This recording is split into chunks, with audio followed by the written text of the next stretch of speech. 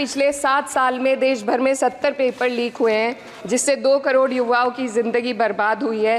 NEET, net और अन्य ऐसे पेपर लीक से हमारे देश की परीक्षा कराने वाली संस्थानों की छवि पर गहरा धब्बा लगा है और जिसके कारण देश के युवा का इस सरकार के निष्पक्ष परीक्षा कराने की क्षमता से भरोसा उठ चुका है। इसी के संदर्भ में एनसीआरबी की जो स्टूडेंट सुसाइड रेट है वो 7.6 हो गई है, ऐसा 2022 की रिपोर्ट में बताया गया था। मेरे संसदीय क्षेत्र कैराना में आपके माध्यम से सरकार से मैं मांग करती हूँ कि विजय सिंह पथिक डिग्री कॉलेज कैराना में बीएड, एलएलबी जैसे कोर्सेज शुरू किए जाने चाहिए, जिनसे युवा और महिला अपने रोजगार खुद ढूंढ सके। जनपद शामली के कैराना और ऊन में और सहारनपुर के नकुड़ में गर्ल्स डिग्री कॉलेज और गर्ल्स हॉस्टल खोले जाएं। जनपद शामली में नया केंद्रीय विद्यालय व जवाहर नवोदय विद्यालय खोलने जाने की मांग करती हूँ और माँ शाकंभरी देवी विश्वविद्यालय सहारनपुर को अपना कैंपस और विभिन्न प्रोफेशनल कोर्सेज चलाने के लिए विशेष धनराशि प्रधानमंत्री उच्चतर शिक्षा अभियान के अंतर्गत दिए जाने की मांग करती हूँ। उत्तर प्रदेश राज्य में शिक्षा मित्रों का संयोजन अध्यापकों के पद पर किया जाए ताकि प्राइमरी एवं जूनियर हाई स्कूलों में शिक्षकों की कमी को दूर किया जा सके। धन्यवाद। I rise to speak on the demand for grants of the Ministry of Education.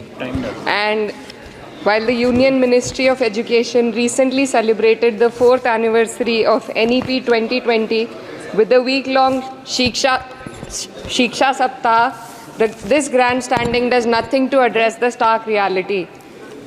And as a member who have very recently been a student too, I would like to shed some light on the facets that are not as rosy as the government might think.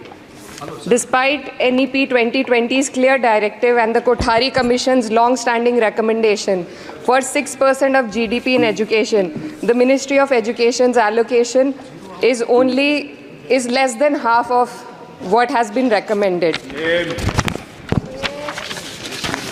The biggest cut has been for the University Grants Commission, which saw a 61% dropping from 6,409 crores to only 25 crore this time, which will affect the higher education of our country. And in 2020, India's average learning adjusted years of schooling was 7.1 years, lagging behind countries like Mexico, Kenya, Sri Lanka, Iran, UAE, and even Palestine. The foundational skills are alarmingly weak among 14 to 18-year-olds. About 25% of those surveyed couldn't read a standard 2-level text in their regional language, and only 43% could solve a simple division problem. Shockingly, nearly 43% of undergraduate students also struggled with basic division. This report is a testament to the fact that in reality our education system has failed to educate a large section of the population, especially students from underprivileged backgrounds dependent on state-run education.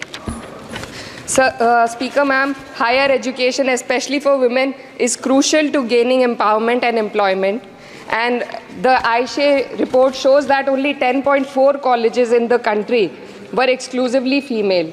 The constituency that I represent and other such areas in the country where patriarchal beliefs have prevented women from accessing co-ed colleges. Therefore, we need women specialized institutions so that women can get educated and get further in the society.